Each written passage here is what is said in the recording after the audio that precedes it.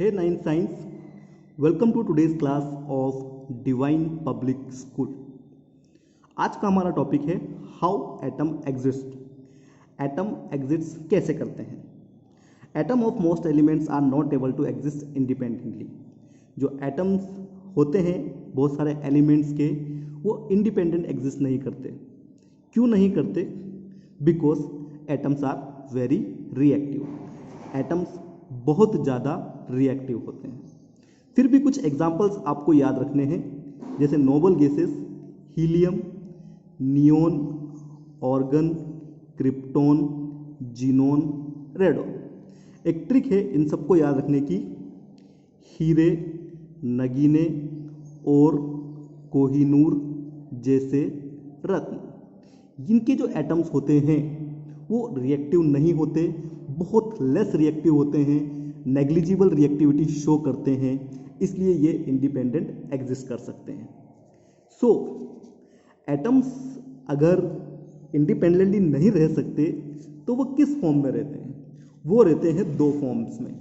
एक तो होता है मॉलिक्यूल्स और एक होता है आयंस।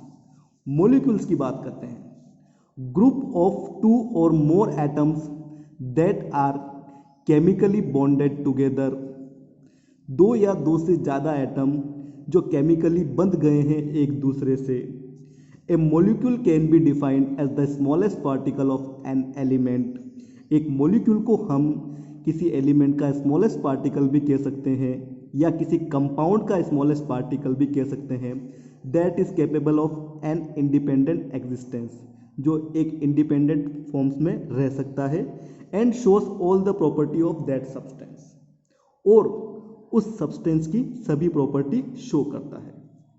अब मॉलिक्यूल्स के साथ भी एक जीके आपको याद रखना जरूरी है। अगर सेम एटम्स हैं तो उनको कहा जाता है मॉलिक्यूल्स ऑफ एलिमेंट। लेकिन अगर सभी एटम्स डिफरेंट डिफरेंट कंबाइंड हुए हैं केमिकली, तो उन्हें कहा जाता है मॉलिक्यूल्स ऑफ कंपाउंड। एटम अगर सेम है, एक ही एटम से उसी तरह का दूसरा एटम अटैच हुआ है केमिकली, तो वो होता है एलिमेंट या मॉलिक्यूल ऑफ एलिमेंट्स। वहीं डिफरेंट एटम्स अगर केमिकली कंबाइंड हुए हैं तो उन्हें कहा जाता है मॉलिक्यूल ऑफ कंपाउंड्स।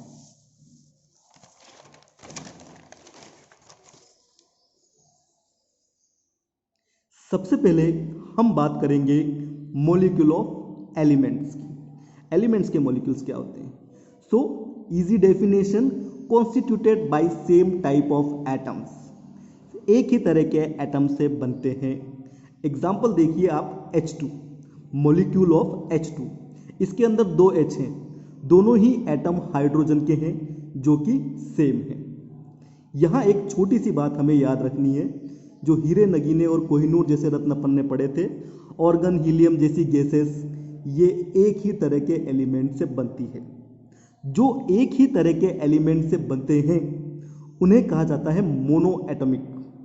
मतलब मोनो एटॉमिक, एक ही एटम है उनके अंदर।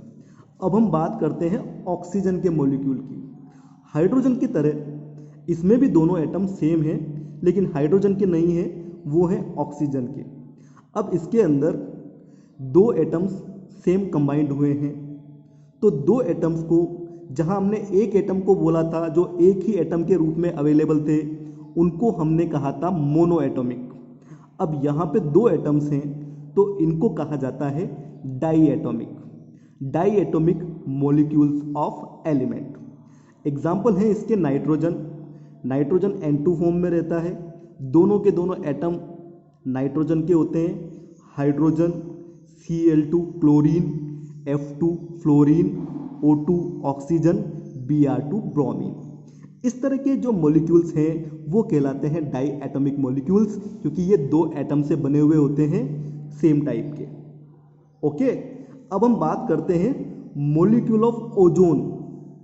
ऑक्सीजन का फॉर्मूला O2 होता है, लेकिन अगर एक ऑक्सीजन और कंबाइंड हो जाए उसमें, तो वो बन जाता है ओजोन। अब एटम्स का नंबर कितना है? 3। इसीलिए इस तरह के एटम्स को कहा जाता है ट्राई एटॉमिक मॉलिक्यूल्स।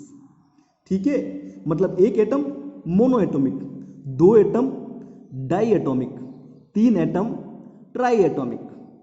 सो इस चीज को हम एटोमिसिटी कहते हैं। एटोमिसिटी की डेफिनेशन आपको याद रखना बहुत जरूरी है। The number of atom constituting a molecule is known as its atomicity. Example दिया हुआ है आपके सामने, S8 सल्फर इतने मॉलिक्यूल्स इतने एटम्स के साथ कंबाइंड होता है, तो इसकी एटोमिसिटी कितनी होगी? 8। ओजोन की एटोमिसिटी कितनी होगी? 3। ऑक्सीजन की, क्लोरीन की एटोमिसिटी कितनी होगी? ये डाई एटॉमिक है तो इनकी एटोमिसिटी होगी 2। तो एक एटम मोनो एटॉमिक, इसकी एटोमिसिटी हो गई 1। दो एटम डाई एटॉमिक, इनकी एटोमिसिटी हो गई 2। तीन एटम ट्राई एटॉमिक, इनकी एटोमिसिटी हो गई 3। और 8 एटम ऑक्टा एटोमोसिटी, 8 एटोमोसिटी, इनको जनरली 3 के बाद अपन पॉली एटॉमिक भी कहते हैं। सो अब हम बात करेंगे मॉलिक्यूल्स ऑफ कंपाउंड्स की।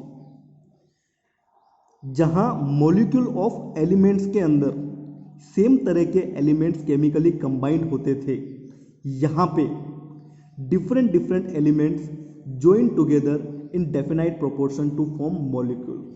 एक खास फिक्स डेफिनाइट प्रोपोर्शन के अंदर एलिमेंट्स जुड़ते हैं अलग अलग, तो उनको कहा जाता है molecules of compound. For example सबसे पहले ले लेता हूं मैं वाटर का एग्जाम्पल। वाटर का फॉर्मूला होता है H2O, यानी कि इसके अंदर दो तरह के एलिमेंट्स हैं, 2 हाइड्रोजन और 1 ऑक्सीजन। ठीक है, अगर मैं इनका मास लिखूं तो मुझे एक रेशो मालूम पड़ता है 1:8। 1 तो हाइड्रोजन के लिए और 8 ऑक्सीजन के लिए। तो ये है वो इनडेफिनाइट प्रोपोर्शन जो मॉलिक्यूल ऑफ कंपाउंड्स बनाता है। सेकंड एग्जांपल है अमोनिया। अमोनिया का फॉर्मूला होता है NH3, एक नाइट्रोजन का एटम और 3 हाइड्रोजन के एटम।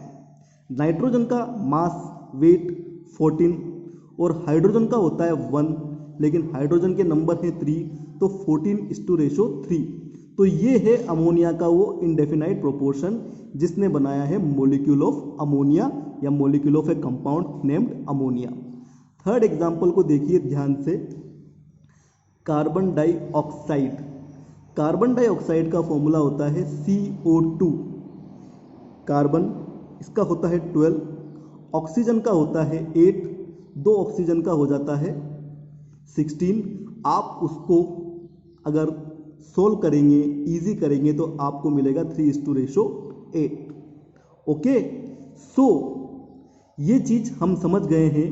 अगर डिफरेंट डिफरेंट एलिमेंट्स एक खास प्रोपोर्शन के अंदर जुड़ जाते हैं तो बन जाता है molecule of compounds. That's it.